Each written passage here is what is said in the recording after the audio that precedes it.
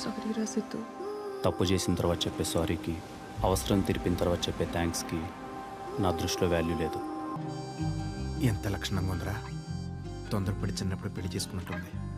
I miss dare. ఏ అది నా ఎక్స్. ఎక్సా? ఇక్కడికి ఎందుకు వచ్చింది? నా ప్రజెంట్ని సెట్ చేయడానికి వచ్చింది. అన్నా ఒక కాఫీ. ఒకటి కాదు 2 కాఫీ. So handsome. ఇదిగో చూడ్డానికి ఐస్ క్రీమ్లా ఉన్నావు, తిని పారదొబ్బుతా.